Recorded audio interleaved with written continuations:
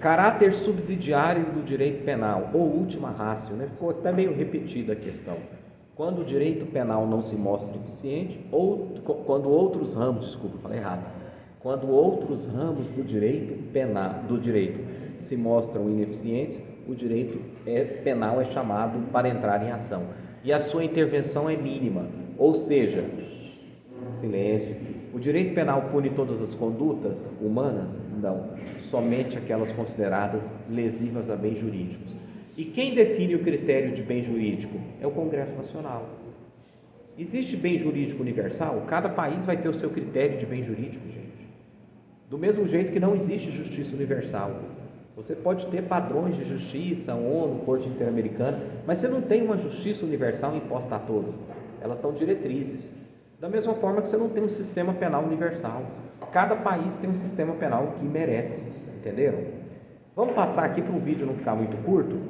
Os menores de 18 anos são inimputáveis, não sendo possível a aplicação da lei penal incriminadora, caso venham a praticar eventual conduta descrita como crime. Dessa maneira, como se dá a responsabilização do menor de 18 anos? Gente, o menor de 18 anos é responsabilizável conforme a legislação especial. Ele é considerado inimputável por menor idade. Isso é uma presunção absoluta, não tem exceção. Menor que 18 anos é inimputável por menor idade, aplicando-se hoje as regras previstas no Estatuto da Criança e Adolescente. O menor de 18 anos tem que ser ressocializado como o criminoso é ressocializado pela pena? Não. A ele se impõe, quando pratica um fato assemelhado a crime, ou definido como crime, que é chamado no Estatuto de ato infracional, esse menor pega uma medida de internação que hoje pode ir no máximo a 3 anos, pelo ECA, medida de internação com no máximo 3 anos. E isso não é para ressocializá-lo, é para reeducá-lo. E a medida de internação, diz o ECA, ela é uma medida excepcional, porque até a internação você tem advertência, obrigação de reparar o dano, encaminhamento aos pais ou responsáveis, liberdade assistida, semi-liberdade e internação. Internação é só para crimes violentos, podendo ser até 3 anos. Então você fala assim, a legislação, no que se refere, algumas pessoas usam a expressão menorista, essa expressão é muito antiga, não é muito regular, porque o menor era da antiga doutrina da situação irregular. Hoje a doutrina é da proteção integral. Então você fala assim, quando aquele indivíduo que tem menos que 18 anos, que está numa situação de proteção, ou ao qual deve ser dada a proteção pela menoridade, pratica um crime, a ele se impõe medida socioeducativa. Entenderam? Socioeducativa, com no máximo 3 anos. Diga, pode falar. Fala mais alto para pegar no áudio aqui. Teve um caso aqui no Brasil, foi no início desse ano, no final do ano passado, né, em que um adolescente de 17 anos entrou num colégio, que ele estudou no ano anterior, matou a coordenadora, uma professora e depois entrou na aula infantil. Sim. Matou uma criança. Sim. Com 17 anos dentro da escola. 17 anos. Ele vai ser solto com 18? Ah, tá. O ECA diz o seguinte: a liberdade é compulsória aos 21 anos. Boa pergunta, porque a conta da lei é a seguinte: se o indivíduo menor de 18 é condenado a uma internação, essa internação de 3 anos, você soma 18 com mais 3, 21. Aí tem um artigo no ECA que diz o seguinte: a liberação é compulsória aos 21. Depois dos 21, não pode aplicar nenhuma medida do ECA, mesmo que ele seja um confesso de crime violento. E daí o que acontece? Gente, acontece muito no Brasil. O menor pratica um ato infracional que se assemelha a um crime grave. No momento que ele vai, se ele não foi apreendido em flagrante, porque você não fala preso, você fala apreendido em flagrante. Se ele não foi apreendido em flagrante, some com esse menor.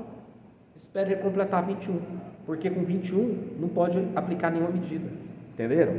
Não pode, nada mais pode ser feito, a não ser que depois dos 18 ele venha praticar algum crime. Porque, lembram do artigo 4º do Código Penal? Considera-se praticado o crime no momento da ação, ainda que outro seja no momento do resultado, aí já é outra história. Por isso que hoje no Brasil, organizações criminosas, as famosas ORCRIMs, né, da Lei 12.850, usam menores como soldados do crime, porque o menor está no fronte do crime, e o menor, se for apreendido numa situação de flagrante, ele pode ter no máximo uma medida socioeducativa de 3 anos. E o menor que, se for trabalhar aí em qualquer começo de carreira, ele não tem formação, não tem nada, vai ganhar um salário mínimo para fazer um aviãozinho do tráfico, ele ganha muito mais.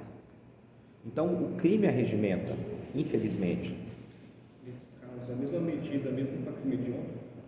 Tudo, mesmo que seja um crime hediondo, no máximo 3 anos, no máximo de internação, né? De internação.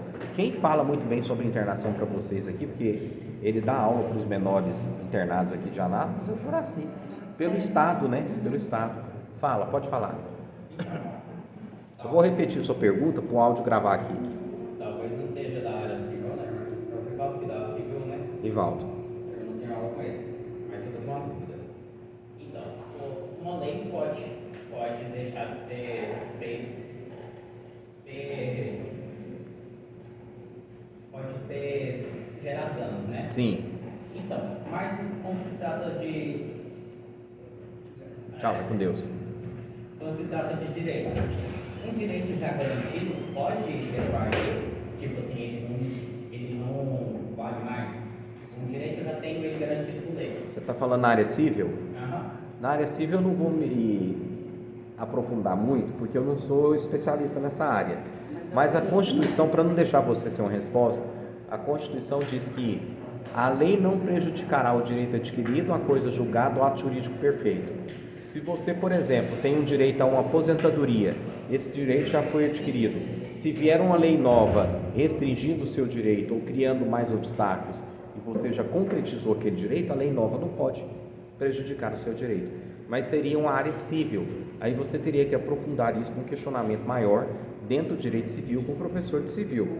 Porque no direito penal, se você, por exemplo, analisa isso dentro de uma sucessão de leis, onde uma lei penal pode ser mais favorável, aí ela vai ter efeito retroativo, porque prevalece a liberdade. Se ela for mais severa, ela não tem efeito retroativo. Agora, para as outras áreas, vale a regra da Constituição. A lei não prejudicará o direito adquirido, a coisa julgada, que é a decisão judicial que não cabe mais recurso, e também a lei não pode prejudicar o ato jurídico perfeito, que é aquele que se já concretizou na esfera do indivíduo, seu titular. Espero ter respondido sua pergunta. Pode falar mais alto para gravar. O Gilmar Mendes, da sua doutrina, ele traz essa concepção que direitos fundamentais adquiridos, eles não podem ser retroagidos. O Gilmar Mendes é uma pessoa, o ministro Gilmar Mendes é uma pessoa muito capaz, ele é muito estudioso e a formação dele é profunda. Ele fala o seguinte: não existem retrocessos em conquistas sociais. É um efeito da vedação do retrocesso, é a doutrina dele e que eu concordo. Então, se você adquirir um direito, aquele direito faz parte da sua esfera de titularidade, você restringi-lo com o retrocesso seria uma inconstitucionalidade, porque a Constituição tem que ser progressista, ela garante direitos, ela não restringe. E como a sociedade progride, as regras constitucionais visam a proteger. Por isso que é uma doutrina, é muito profundo isso que ele fala, mas eu concordo plenamente. Certo? Beleza até aqui? Podemos passar para o último vídeo?